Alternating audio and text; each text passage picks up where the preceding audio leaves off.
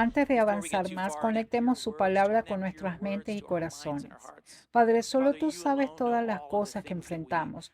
Tú conoces las luchas que tenemos, las relaciones que tenemos, las dolencias físicas que tenemos. Tú sabes todo eso y Señor, te pedimos que por tu Espíritu conectes, Padre, tus palabras con nuestras mentes y corazones para que podamos tener el consuelo y ánimo de que tú nos hablas.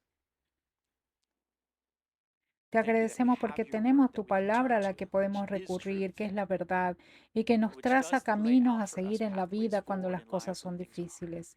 Señor, te damos gracias por la oportunidad que tenemos de tener niños en nuestra iglesia, por esas hermosas vidas. Te rogamos, Señor, la misma oración, que por tu Espíritu les hables a cada uno de ellos, Padre. Prepáralos para lo que deben enfrentar el resto de sus vidas y, Señor, sabemos que una relación fuerte contigo es la base para eso. Así que, Señor, revélales quién eres, revélales tus verdades para que te conozcan y te vean, para que siempre puedan tener ojos para verte y oídos para oírte y un corazón para seguirte. Señor, oramos por el mundo inestable, oramos por lo que está pasando en el Medio Oriente con Siria y el Líbano e Israel. Y todo eso, Dios, oramos por los cristianos que están allí, oramos para que les des valor, oramos para que les des protección, rogamos, Señor, que les des voz donde puedan decir la verdad sobre ti y compartir el Evangelio. Señor, oramos por la paz, oramos en el nombre de Jesús. Amén. Entonces el plan que vamos a seguir es el siguiente. Hoy y las próximas 2 semanas, 3 semanas en total, vamos a estudiar el libro de Filemón, vamos a participar en él, vamos a meditar en ello para que podamos recoger lo que el Señor tiene para nosotros. Y esta carta que Pablo le escribió a Filemón es una carta personal de Pablo a Filemón. Es diferente a las otras cartas que Pablo escribió. Esta es muy, muy personal para Filemón. Aquí sigue el formato griego estándar de una carta personal de elogio y recomendación.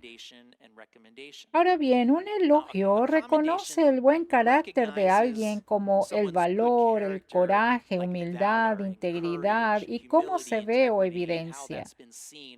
Una recomendación es entonces recomendar a esa persona para un puesto o para un ascenso o aceptación en algo. Bueno, la carta de Pablo a Filemón hace ambas cosas. Es un elogio y una recomendación para Onésimo. Así que hoy y en las próximas 2 semanas veremos esta carta que Pablo envió a Filemón.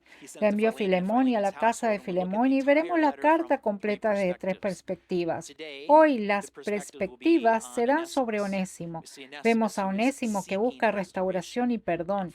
Los otros personajes, los otros individuos en esta historia, en esta narrativa, son Filemón y el apóstol Pablo, por supuesto. Y la esperanza es que podemos relacionarnos con los tres de alguna manera, que podemos relacionarnos con ellos, involucrarnos con ellos en lo que han experimentado, pero no solo relacionarnos, sino aprender de ellos mientras nos guían, mientras nos enseñan, nos muestran cuáles son sus respectivos roles en el perdón y restauración y sanación de una relación rota. Ahora bien, lo que es importante saber desde el principio es que estas tres personas en esta narrativa tienen una cosa principal en común y es que todos tienen una relación con Jesucristo. Eso significa que todos son discípulos de Jesucristo. Hablaremos de eso en un minuto.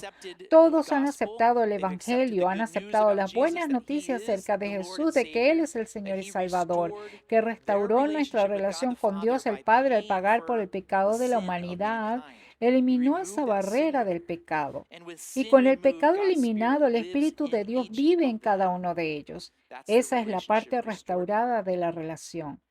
Pero también significa que todos son discípulos de Jesús, discípulos que deben buscar, aprender y practicar las palabras y los caminos de Jesús y seguir lo que Jesús hizo. Jesús es su maestro. Piensen en eso, los discípulos siguieron las palabras y caminos de su maestro Jesús, la misión de Jesús enviada por Dios el Padre para restaurar a la humanidad al Padre.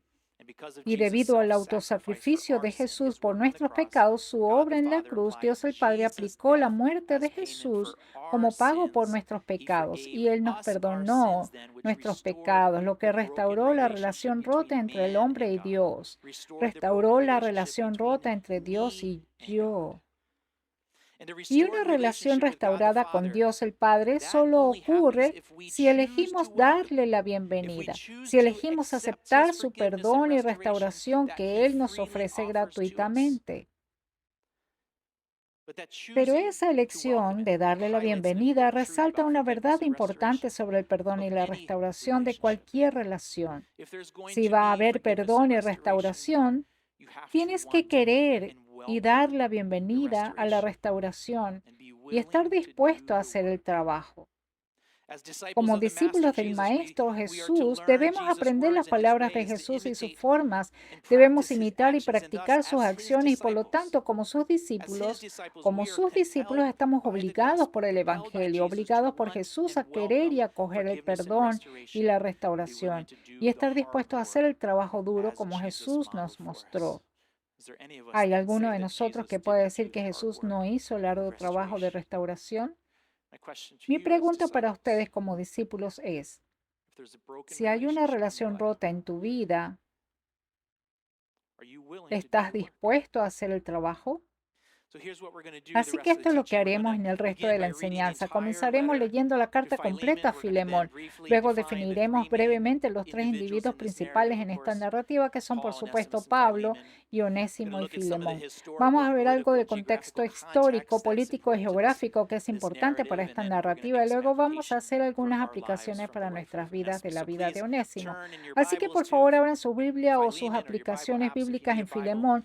Si necesitas una Biblia, levanta tu mano y uno de los ujieres te llevará una si no tienes tu propia Biblia. El Señor querrá que tengas una. Así que por favor toma una de nuestras para ti. Como de costumbre, las notas del sermón y todos mis guiones de enseñanza están disponibles en el sitio web con las diapositivas también si eso es útil. Pero leamos Filemón 1:1 al 25. El escrito de Pablo dice, yo, Pablo, prisionero por predicar la buena noticia acerca de Cristo Jesús junto con nuestro hermano Timoteo, les escribo esta carta a Filemón, nuestro amado colaborador, a nuestra hermana Apia, a Arquipo, nuestro compañero en la lucha, y a la iglesia que se reúne en tu casa. Agradecimiento y oración de Pablo, que Dios nuestro Padre y el Señor Jesucristo les den gracia y paz. Filemón, siempre le doy gracias a mi Dios cuando oro por ti, porque sigo oyendo de tu fe en el Señor Jesús y de tu amor por todo el pueblo de Dios. Pido a Dios que pongas en práctica la generosidad que proviene de tu fe a medida que comprendes y vives todo lo bueno que tenemos en Cristo. Hermano, tu amor me ha dado mucha alegría y consuelo porque muchas veces tu bondad reanimó el corazón del pueblo de Dios. Por esta razón me atrevo a pedirte un favor. Podría exigírtelo en el nombre de Cristo porque es correcto que lo hagas, pero por amor prefiero simplemente pedirte el favor. Toma esto como una petición mía de Pablo, un hombre viejo y ahora también preso por la causa de Cristo. Te suplico que le muestres bondad a mi hijo Onésimo. Me convertí en su padre en la fe mientras yo estaba aquí en la cárcel. Onésimo no fue de mucha ayuda para ti en el pasado, pero ahora nos es muy útil a los dos. Te lo envío de vuelta y con él va mi propio corazón. Quería retenerlo aquí conmigo mientras estoy en cadenas por predicar la buena noticia y él me hubiera ayudado de tu parte. Pero no quise hacer nada sin tu consentimiento. Preferí que ayudaras de buena gana y no por obligación. Parece que perdiste a Onésimo por un corto tiempo para que ahora pudieras tenerlo de regreso para siempre. Él ya no es como un esclavo para ti, es más que un esclavo. Es un hermano amado, especialmente para mí.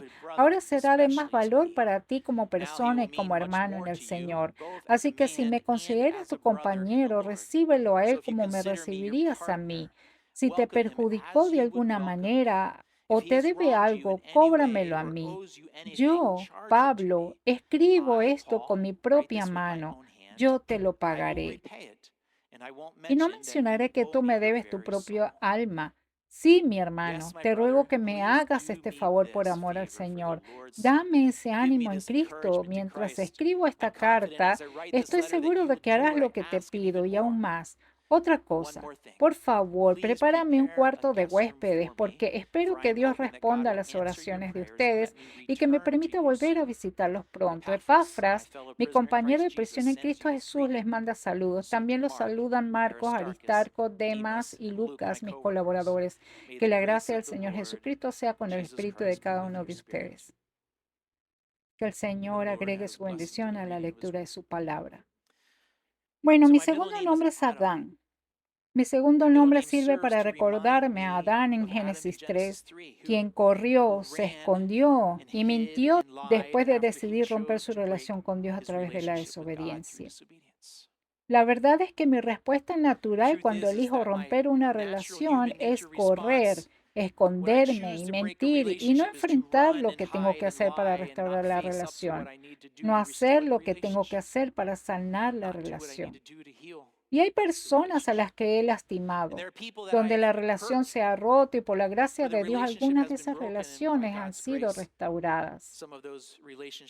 Algunos de ellos suceden rápidamente, otros han tomado mucho tiempo, más tiempo, y hay algunos que aún no se han restaurado. Pero es mi responsabilidad como hijo de Dios, como discípulo de Jesús, no correr y esconderme, sino regresar y buscar el perdón y la restauración, como veremos hoy en la historia de Onésimo. La carta de Pablo a Filemón transporta al lector a un momento en el que había una clara relación rota entre dos personas, entre Filemón y Onésimo.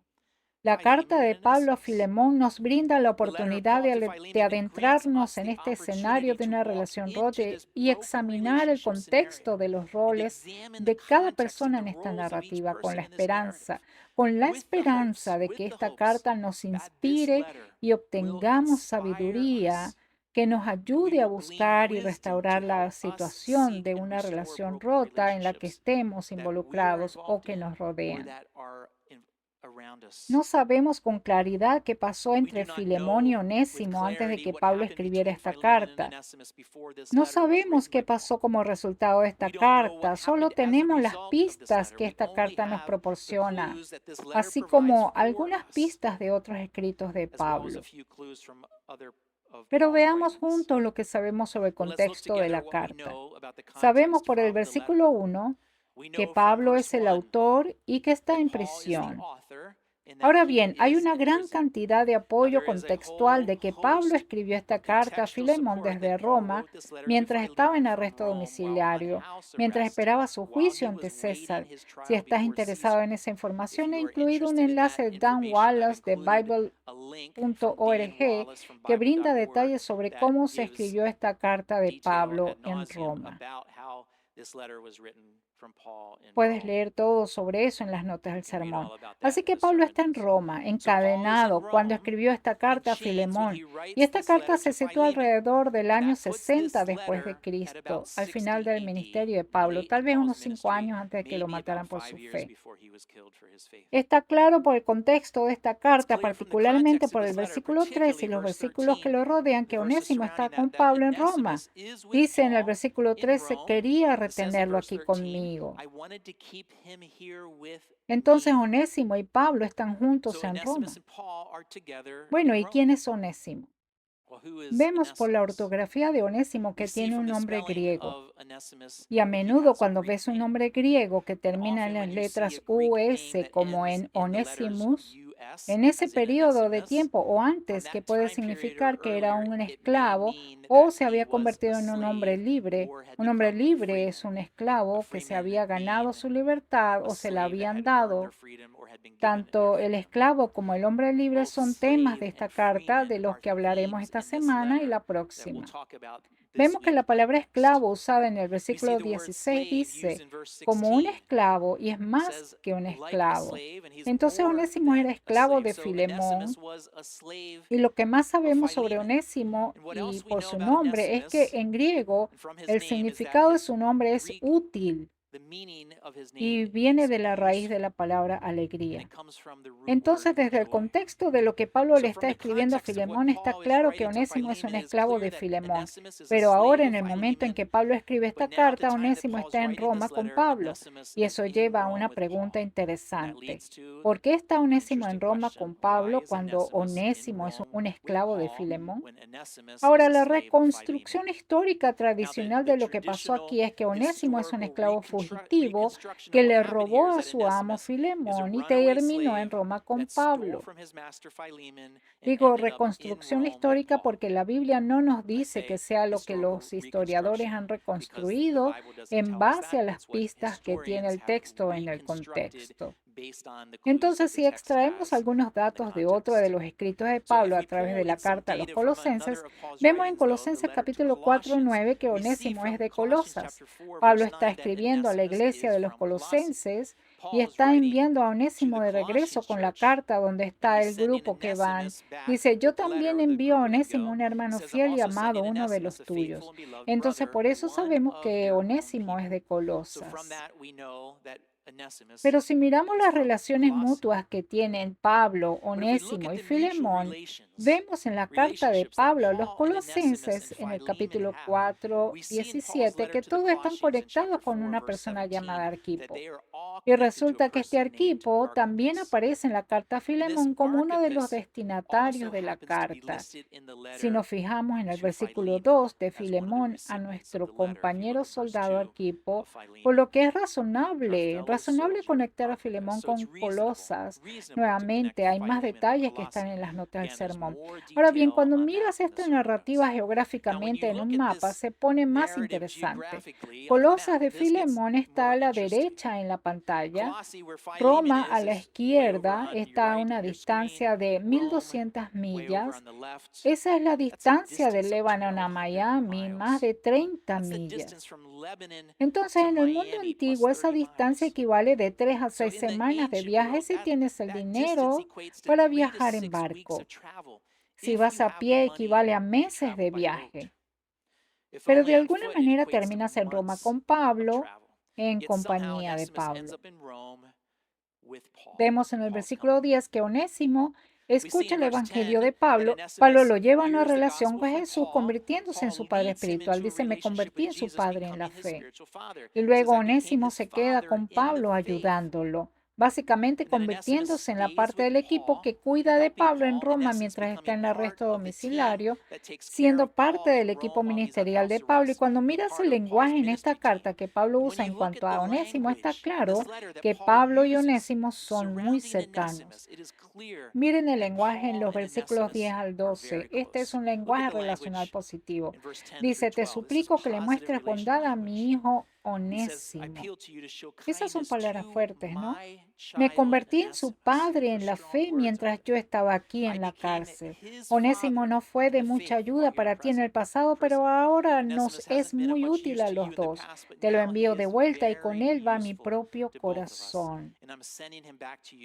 En otras palabras, Onésimo significa tanto para Pablo que cuando Onésimo no está con Pablo, Pablo siente como si a su corazón le faltara un pedazo. Le falta, eso es hermoso.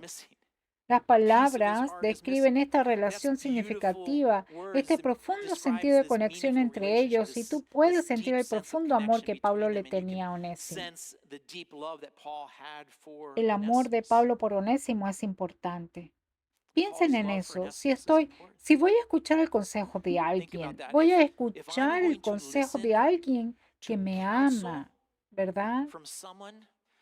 Y así es Onésimo. Tenía a Pablo en su vida quien lo amaba. Las relaciones importan.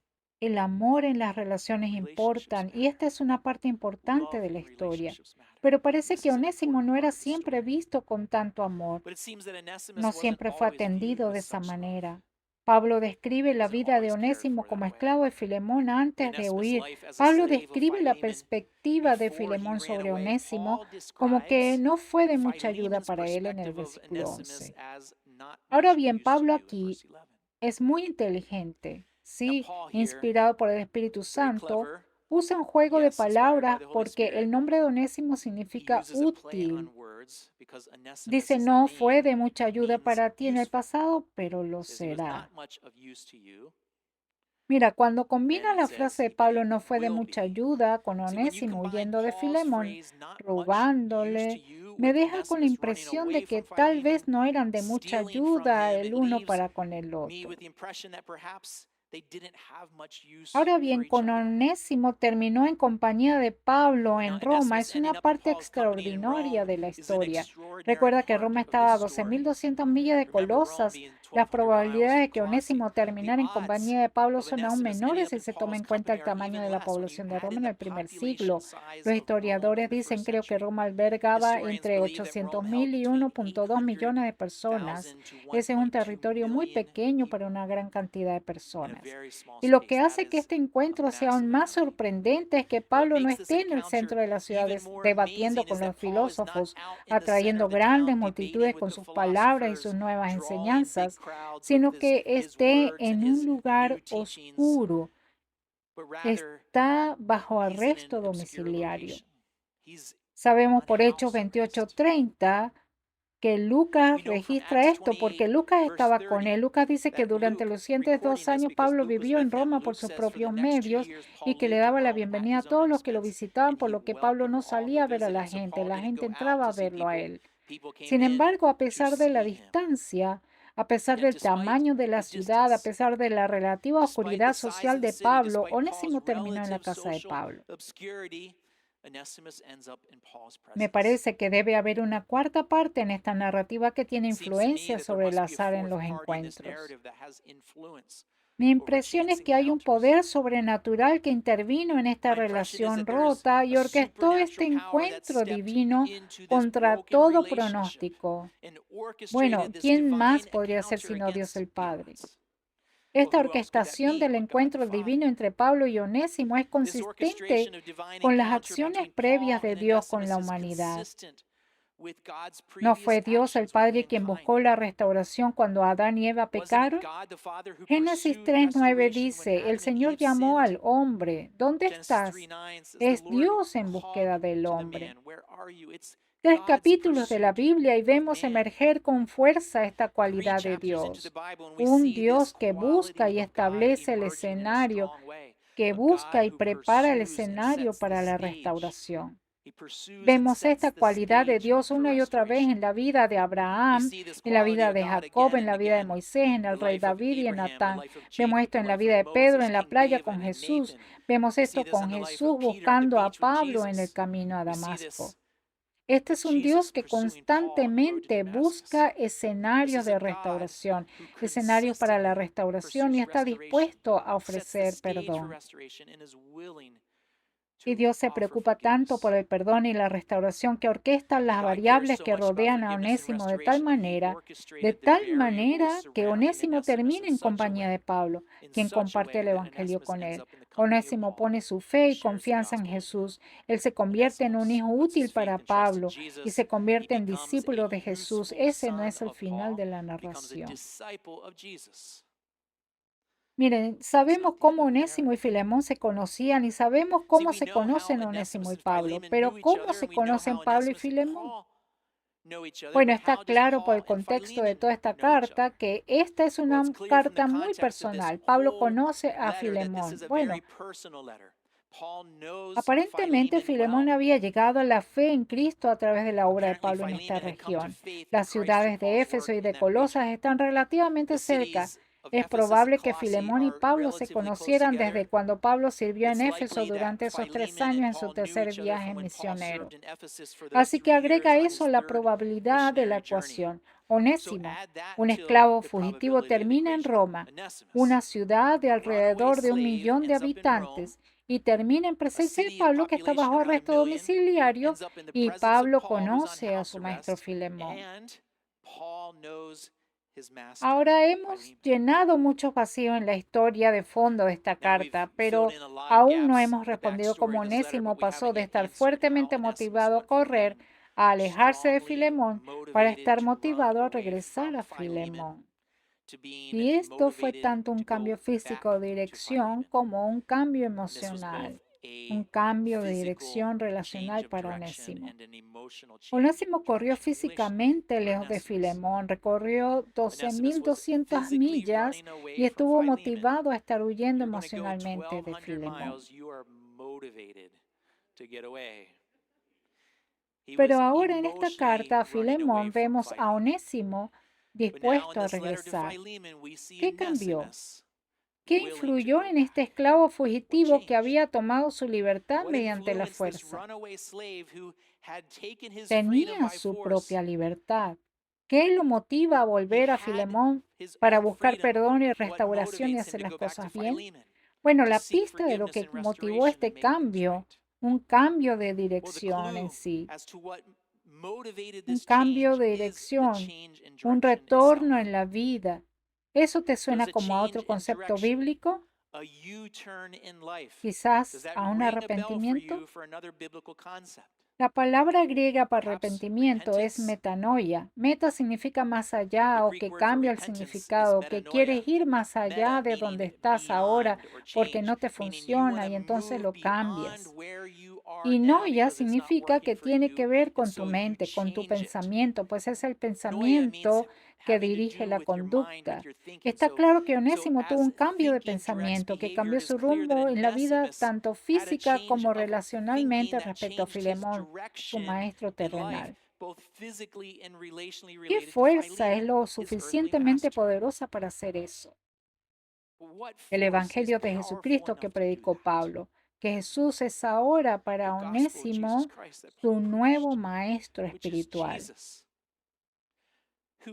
Onésimo tiene un maestro llamado Jesús, lo que convierte a Onésimo en discípulo de Jesús.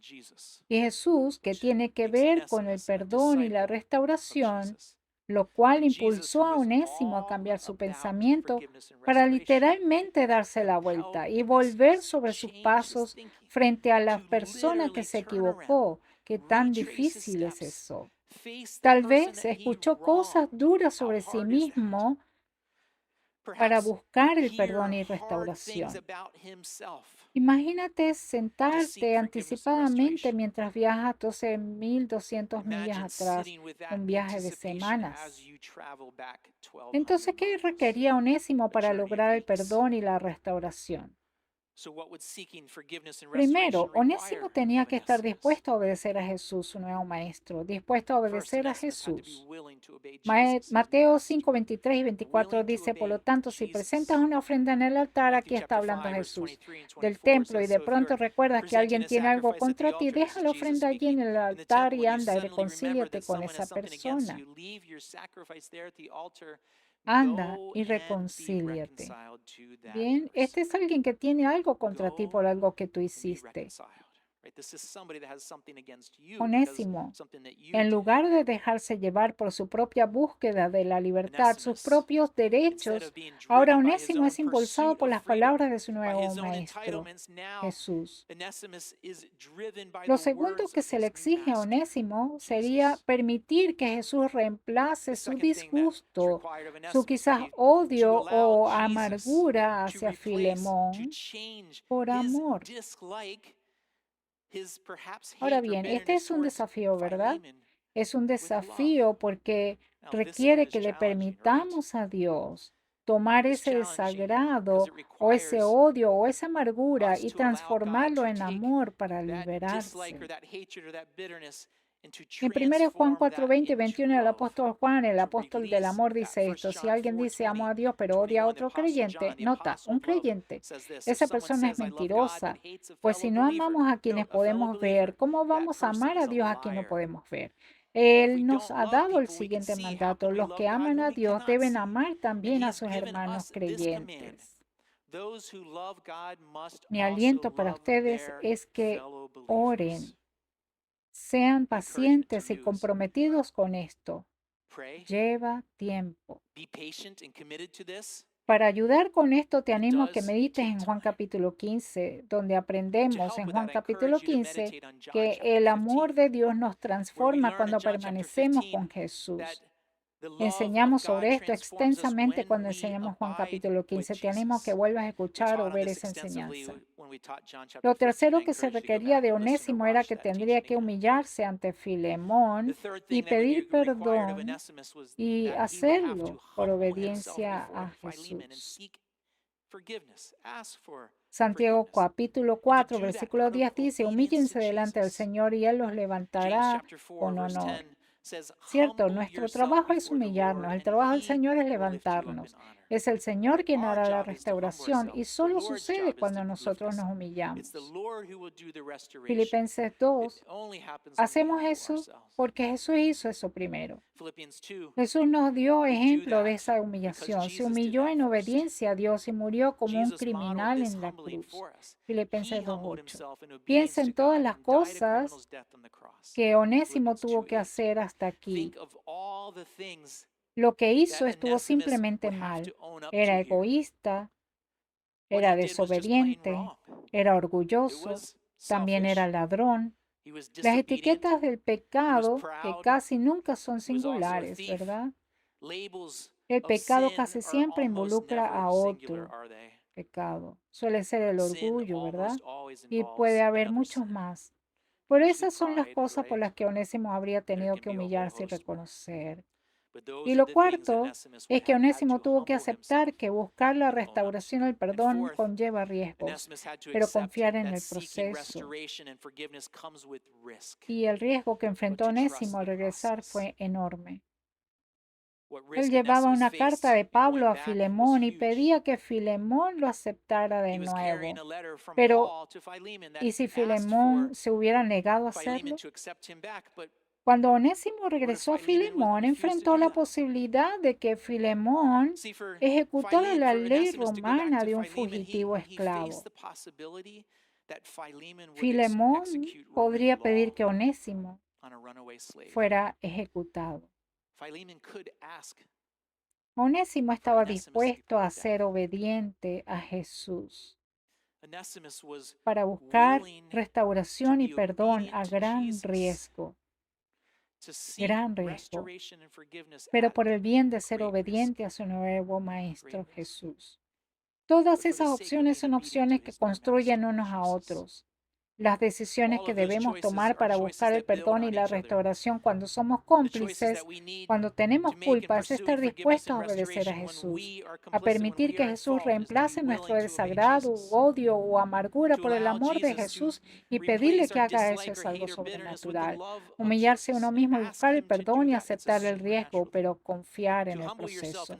Proverbios 3, 5 y 6 dice, confía en el Señor con todo tu corazón. No dependas de tu propio entendimiento. Busca su voluntad en todo lo que hagas y Él te mostrará cuál camino tomar. Amén. ¿Crees eso? Este es mi desafío para ustedes. Hay esperanza en Jesús para las relaciones quebrantadas. Para ti como discípulo de Jesús, pausa ahora mismo y piensa en tus relaciones.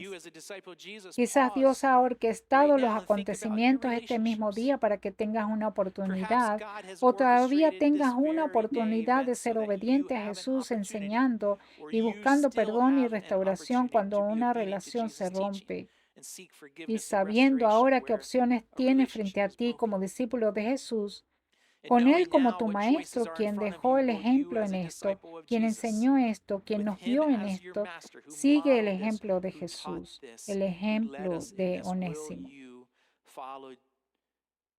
Entonces Pablo envía a Onésimo, a esta persona dispuesta a regresar como fugitivo, ahora como discípulo de Jesús, y lo envía de regreso con una carta de recomendación y encomio. Lo manda de regreso a Filemón. ¿Y qué pasa? Tendrás que leer las notas del sermón. Déjame concluir en oración.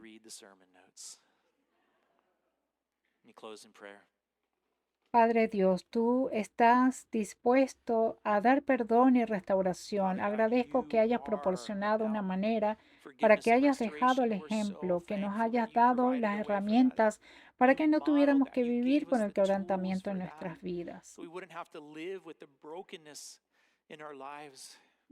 Sabemos, Dios, que la paz viene de ti cuando te obedecemos y sabemos que donde hay relaciones rotas, donde somos los causantes, no podemos tener paz. Así que, Padre, te pido una obra poderosa de tu Espíritu para sanar las relaciones rotas, que tengamos el valor de serte obedientes, que nos humillemos nosotros mismos para buscar el perdón y confiar en el proceso conociendo el riesgo. Oro esto por todos mis hermanos y hermanas y pido, Señor, que si hay alguien aquí que no conoce a Jesús, que hoy tenga el valor de buscar la restauración con Dios el Padre a través de Jesucristo, mediante la confesión de su pecado, simplemente orando así. Soy un pecador, te necesito, Jesús, gracias por morir por mis pecados, perdóname por ellos.